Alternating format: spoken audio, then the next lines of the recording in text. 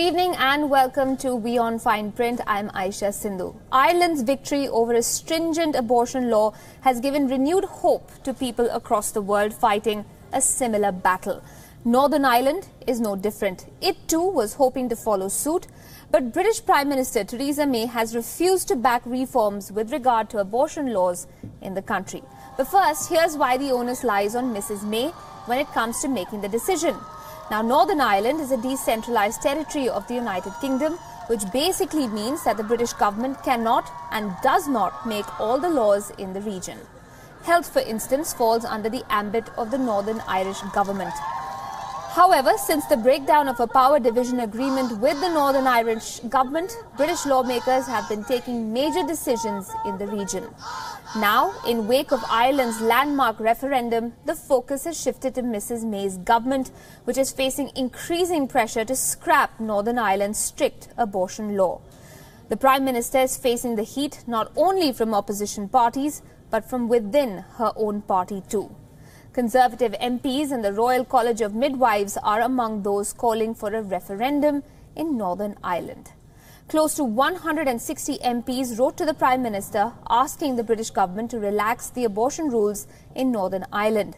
The deeply Catholic country is the only state under the United Kingdom's legal jurisdiction which does not allow abortion, even in cases of rape or fetal abnormalities.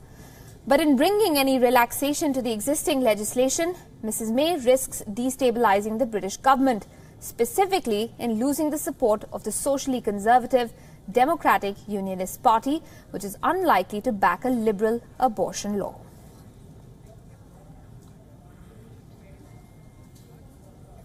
Her family has been fighting for justice for the last 6 years, not just for her, but for all the women in Ireland wanting ownership over their own bodies. Savita Halapanavar's death led to a historic change in Ireland. A draconian law was repealed after 35 long years. Savita's parents couldn't have hoped for a better way to honour their dentist daughter's memory. But now they have one last request for the Irish people. Votes in favour of the proposal, 1,429,981.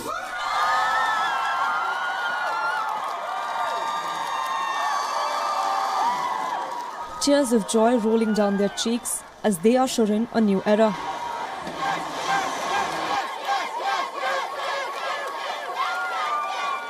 An era where women's choices are respected. On Saturday, Ireland overturned one of the world's strictest abortion laws after 3.5 decades. And the scenes in Dublin were surreal. First of all, the people have spoken. And they're saying that this is a country in which we trust women and respect their choices. And thank you so much for making today possible. Thank you. Ireland made history. We made history! We made history! We made history! And in celebrating it, one name made its way onto everyone's lips. Savita Halapanavar, the 31-year-old Indian dentist who was the driving force behind the campaign to liberalise abortion. Savita died in 2012 in Ireland after she was denied an abortion due to the Catholic country's strict legislation. Her story became the tipping point of anger over the Irish Constitution's 8th Amendment, the legislation that made sure her pregnancy wasn't terminated. Over the weekend, as celebrations erupted on the streets of Dublin, a mural to Savita turned into a shrine. Awaiting the results of the referendum, Savita Halapanavar's parents were overjoyed to know their daughter's sacrifice didn't go in vain. Expressing his heartfelt gratitude, Savita's father thanked the people of Ireland for honouring his daughter. He just had one more thing to ask, and I quote, "We have one last request, that the new law, that it is called Savita's Law, it should be named for her." His hope found resonance with pro-choice campaigners in Ireland. And why wouldn't it? Savita was the face of their campaign. Had it not been for her, many like her would have suffered the same fate. For now, a battle has been won. one that the Irish Parliament will have to pass before it becomes a law. The country's health minister will seek cabinet backing to draft a legislation that would allow abortions within the first 12 weeks of pregnancy and up to 24 weeks in exceptional circumstances. And the pro-choice Irish government hopes that the legislation will be passed by the end of this year. 6 years after her death, Savita Halappanavar is now a symbol of change in Ireland. But it remains to be seen if she'll be immortalised with a law in her name. Bureau Report, WION. Ireland is a predominantly Catholic country which may soon give its women legal sanction to abort a pregnancy. But there are several other countries that are not so open to the idea. Now, religion and culture determine laws surrounding abortion, and there are 18 countries around the world where abortion is banned entirely. Here's a look at 5 countries that have some of the strictest abortion laws in the world. First up is the predominantly Catholic Malta. It's the only country in the European Union with a total ban on abortion. Terminating a pregnancy here can attract a jail term of up to 3 years. El Salvador is another country with draconian laws relating to abortion. It's illegal under all circumstances in the South American country, even when the would-be mother's life is at risk. Not surprisingly, the Vatican features on this list too. The independent state within the city of Rome holds abortion illegal under any and all circumstances. Terminating a pregnancy is banned even in cases of rape or if there is an identified abnormality in the fetus. In Europe, in Poland, abortion is illegal except in case of pregnancy arising out of rape. Even then, it's only permitted within the first 12 weeks of pregnancy. The country does make an exception if the woman's life is in danger and a doctor feels the need for an abortion. The predominantly Shiite country of Iraq also has a very strict abortion law. It is illegal and can attract criminal charges, though in rare cases it may be allowed if doctors confirm that continuing with the pregnancy could place the mother's life in danger. But there are several countries that have restricted laws in place when it comes to abortion. In the recent past, many of them have relaxed their laws after sustained campaigns. For instance, Chile. Until last year, there was a total ban on abortion here. They have now relaxed the law and termination is justified in cases of rape or if there is danger to the mother's life. In Germany, abortion can be done on request but only before 12 weeks of pregnancy, beyond which abortion is allowed only if there is a deformity in the fetus or if there is danger to the mother's life, but the situation is often quite rare. The third country where abortion is allowed is India, but only up to 20 weeks of pregnancy, after which it's allowed in the rarest of rare cases if the mother's life is found to be in danger. Even the United Kingdom has a restrictive abortion law in place. While it is until 24 weeks, at least 2 doctors need to agree on the necessity of an abortion.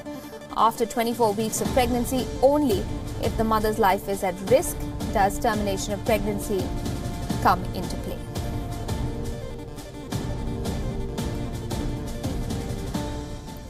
In India, abortion is permitted up to 20 weeks of pregnancy. However, the Medical Termination of Pregnancy Act can allow abortions at any time during a pregnancy if it's medically determined that termination can save the mother's life. Now, in recent days, India has seen a spate of abortion petitions reaching its highest court. A look now at some of those cases and their outcomes. In February of last year, 2017, a 22-year-old woman approached the Supreme Court seeking an abortion for a 23-week-old fetus. The baby was malformed and the pregnancy posed danger to her life. The court constituted a medical board to look into the case. It recommended an abortion without which the mother's life would be at risk. The board added that there was no chance of the fetus surviving after birth. The court accepted the recommendation and allowed the mother to terminate her pregnancy. However, the court wasn't of the same view when it came to the case of a 28-year-old who approached it the very next month. The woman was 27 weeks pregnant with a fetus suffering from Arnold-Chiari type 2 syndrome, which could cause paralysis below the neck, among other physical deformities. However, the medical board found that the baby could be born alive if aborted. The court rejected the petition. The baby was delivered and died less than 2 months after birth. In July of 2017, a 10-year-old rape victim's family approached the court asking for a termination of her pregnancy. The child had been repeatedly raped by her maternal uncle and was unaware of her pregnancy. But by the time her family found out and approached the court seeking a termination, she was already 32 weeks pregnant. The court rejected the petition after a medical report found that an abortion would pose a danger to the life of both mother and baby. A 4-year-old child who was dangling from a 4th-floor balcony in a Paris building was rescued by a Malian migrant. Now, in this video, you can see Mamadou Gassama's spectacular rescue that has gone viral on social media ever since. Gassama pulled himself up from balcony to balcony, just like Spider-Man, in less than a minute, and finally grabbed hold of a 4-year-old as the neighbor tried to hold on to the child from an adjoining flat. The child's parents weren't at home when the incident took place.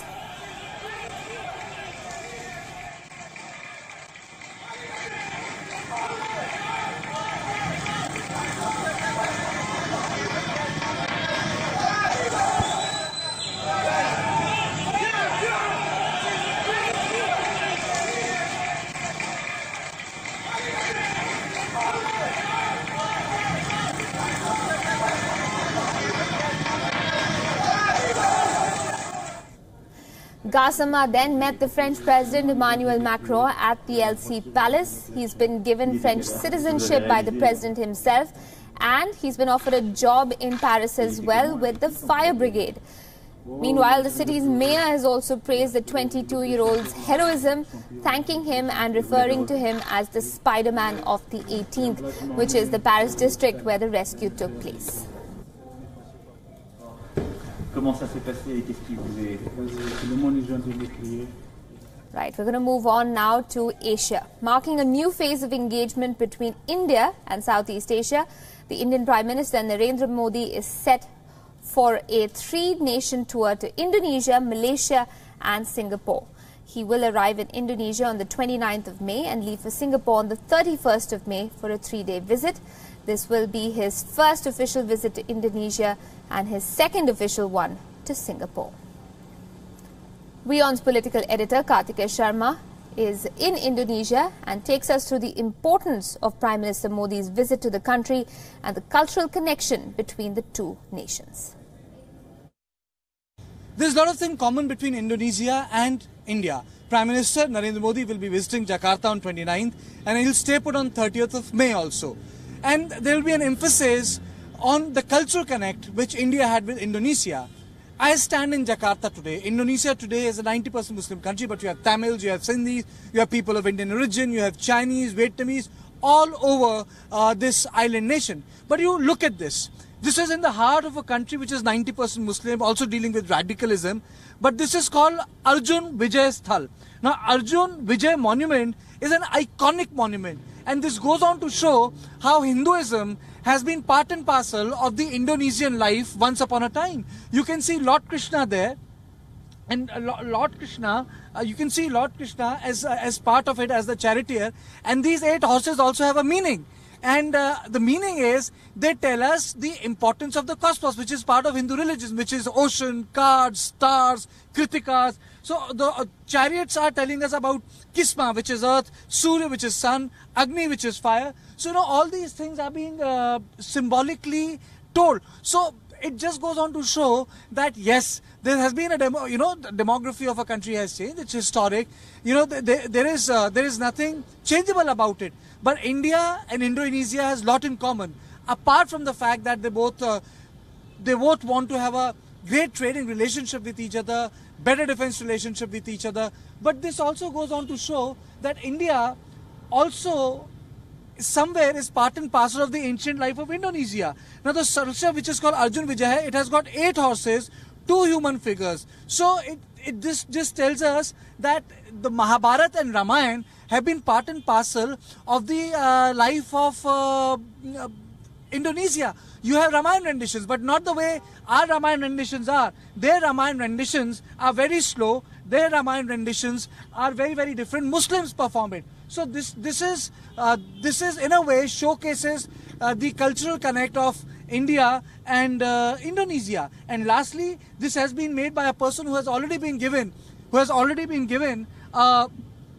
award by the Indian government, Padma Shri, and now the gentleman Nyama Nuata is busy making a 121-meter statue with wingspan of 64 meter, and yes, he is building a statue of Garuda. So this, in the heart of Jakarta, showcases what cultural connect between India and Indonesia is, and perhaps this will be part of Narendra Modi's cultural diplomacy.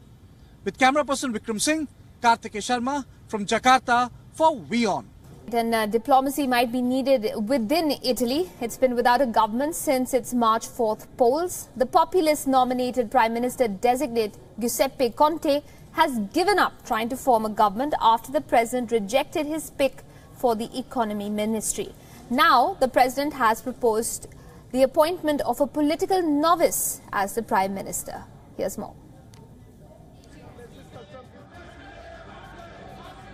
Out-of-control ministers of parliament, newly elected partymen locked up in luxurious resorts,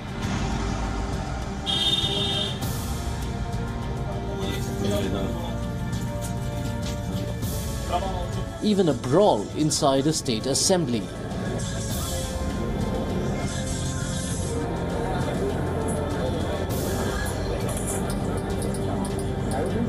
Anyone well-versed with Indian politics will tell you there is never a dull day in the life of an Indian politician.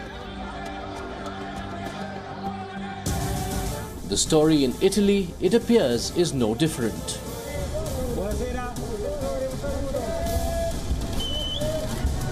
After Germany battled for 5 months over coalition politics, politicians in Italy are facing a not-so-different challenge.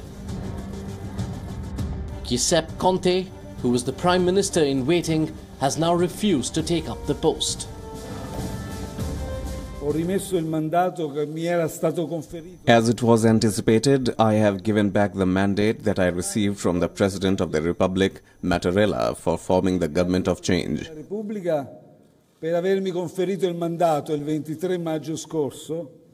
I thank the President of the Republic for giving me the mandate on 23rd May, and I am grateful to the two political leaders, Luigi Di Maio of the Five Star Movement and the League's Matteo Salvini, for having suggested my name.